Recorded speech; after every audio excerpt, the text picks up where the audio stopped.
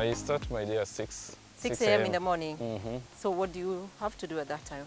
I have to come, do the feedings, like... How do you do farming without soil? So this is a hydroponic technology. In hydroponics, we run away from soil-borne infection and also soil-borne pests, wadudu wenye wako kwa mchanga. So in this case, we use volcanic rocks, which we have around here. We call them pumice. So the volcanic rocks, they are inert, free from other elements. And for that reason, they will be good to form our media because, we don't have any element in it. So we will use them to anchor, as anchorage to our crops. So in these volcanic rocks, what we do is just to treat it to make sure that we balance the pH. That is the treating it. So once we have balanced the pH, it is now ready to be used. We just plant our crops on them. And then feeding we do through fertigation, of course. So the work of the pumice will just to hold the plants and to make sure that the plants' rootings have been tightly held. Now, by use of the drip lines, we will feed our crops. And here I know you ask me many questions in your mind that how do they feed? Where is the food? Now, for our case, the food, we just take the normal fertilizers. We mix them on a proposed ratio to get all the 17 elements that the plant require. Now, after mixing the fertilizers, we dilute them in water. Now that water which has elements or which have nutrients, we call it nutrient solution, is what we use to feed our plants. So our plants get their food from water. Yeah. Now the water comes through the drip lines. Now that water which is nutrient enriched that comes through the drip line is what our plants feeds on. So it wets the pumice, and then our roots, which is inside the pumice, will just feed directly from that. So as simple as that. Wow. And I'm interested to know, where do you get this pumice? This is what you call pumice now. Yes, This is the volcanic rocks. Yes. Where do you source them from? Volcanic rocks, we source them where we have in mountains where we have volcanic eruptions. For our case, we get them in Naivasha, Mount Longonot, majorly. Yeah. It's interesting to hear that. Yeah. So what size is this greenhouse, and how many crops will you be planting? So plants, how many plants? Okay. In this greenhouse, it is 8 by 24 meters. And basically, I think it can take 700 to 850 plants capacity of cherry tomatoes or capsicum.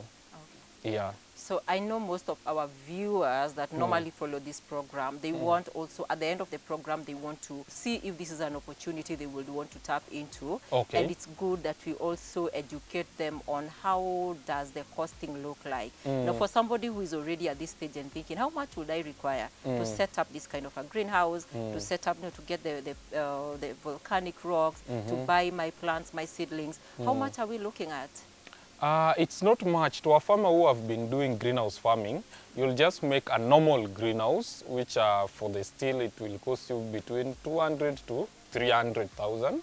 That's depending on the size you will prefer. And then for the pumice, it is not that expensive. When you go there, it's something to do with 20 to 30,000 for the greenhouse, because pumice is also used as a buffer material up at the spaces whereby we don't grow the crops. You can feel it, the work parts. You can see that we have placed the pumice just to make sure that the greenhouse is dry, to avoid that wet condition that will bring fungal infection. So 20 to 30,000, I think that one will be good for you to do the pumice, and you just do the normal plumbing for how the fertilizers will get into your plant. So it is not that expensive. It is the most simplest form of planting crops. What does it take for this plant to grow the way it has?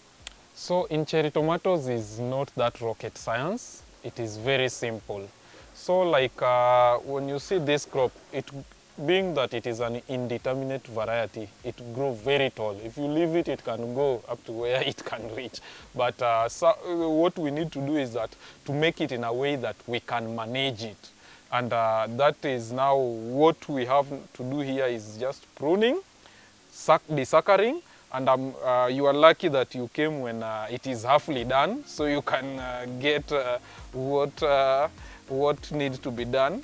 What we do here is pruning. So pruning we will do away with the base leaves to make sure that aeration is done well. And then after we have done pruning, we will do the suckering. These are suckers, the side branches. We make sure that we only maintain the main branch. So once we are done away with the desuckering, we now do the trellising. The trellising is to bring it down in a systematic way. So we make sure that we bring the crop down, we slant it a bit to reduce the height, and we get to what we have done here.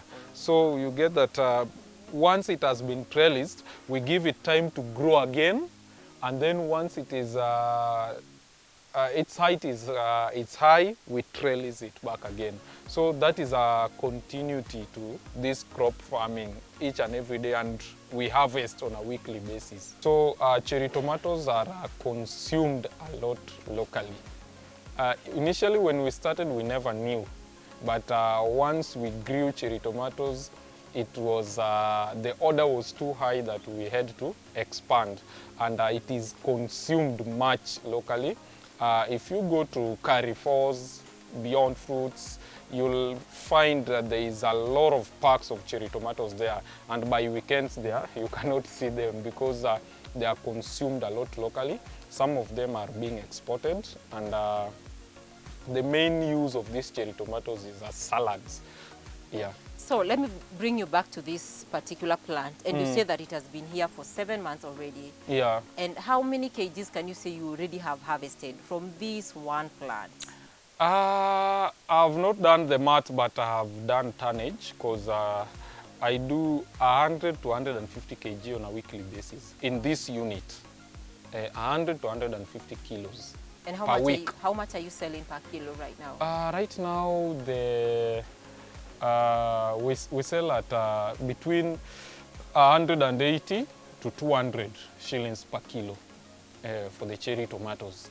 Farming is the key. Don't wait for white-collar jobs. I think creating an enterprise for yourself is the best always. I'm very proud. I started as an individual. Right now I'm running an enterprise, so I'm really proud of it.